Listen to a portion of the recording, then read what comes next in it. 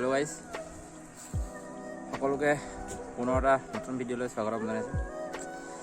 আজি ভিডিঅ' টপিকটো এনেকুৱা ধৰণৰ আপোনালোকেতো জানেই, আমাৰ ডিব্ৰুগড় ইউনিভাৰ্চিটিত যিটো ঘটনা ঘটি গ'ল, এই যোৱা কেইদিনমানতে যিটো ঘটনা ঘটি গ'ল সেইটো বিষয়ে আপোনালোকেতো জানেই।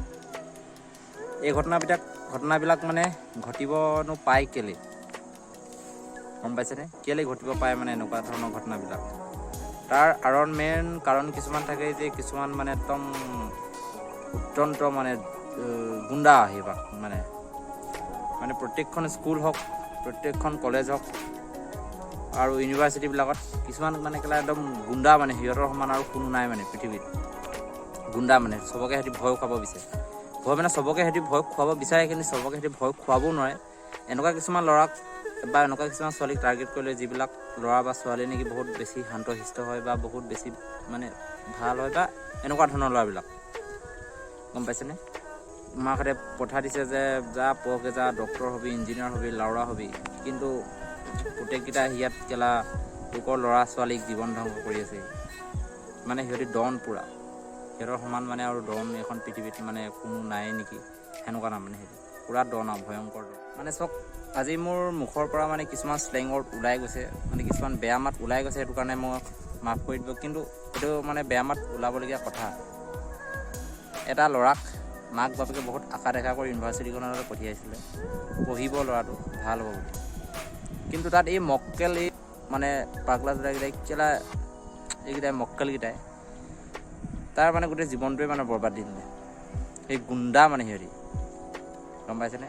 ইহঁতবিলাকক যিবিলাক কলেজ বা যিবিলাক ইউনিভাৰ্চিটি বা যিবিলাক স্কুলেই হওক, এনেকুৱা যিবিলাক একদম ডাঙৰ ছিনিয়ৰ, ছুপাৰ ছিনিয়ৰবিলাকে যিবিলাক উদ্ভণ্ডালি চলায়, ৰেগিং কৰে, আল কৰে, বাল কৰে, এইবিলাকক জুনিয়ৰ চুনিয়ৰ চবেই মিলি দিবহে লাগে, গম পাইছেনে? ইহঁতক ইহঁতিতো একো বডি বিল্ডাৰ নহয়, এনেকুৱা কেটেৰ মেটেৰ এনেকুৱা কেঙুলিৰ নিচিনাহে।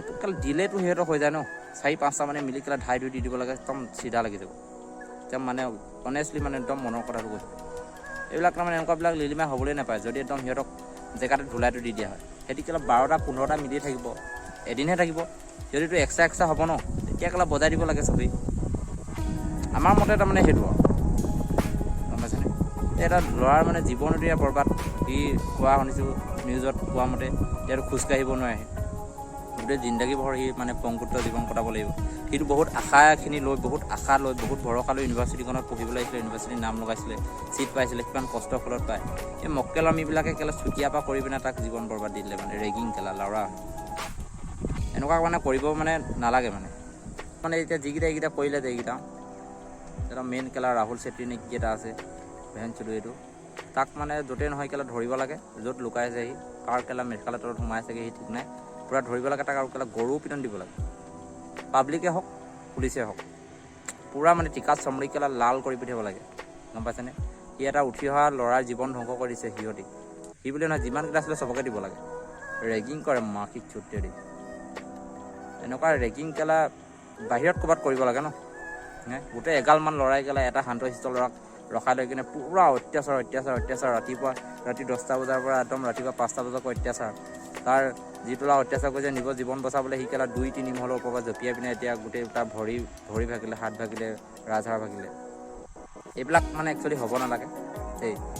এইবিলাক কৰি একো লাভ নাই, চবেই মিলা প্ৰীতিৰে থাকিব লাগে। ৰেগিং এনে জাষ্ট নামটো সুধিব লাগে, ৰেগিঙৰ নামটো, তোমাৰ নামটো কি, ঘৰ ক'ত, কি কথা, বস্তু সিমানেই।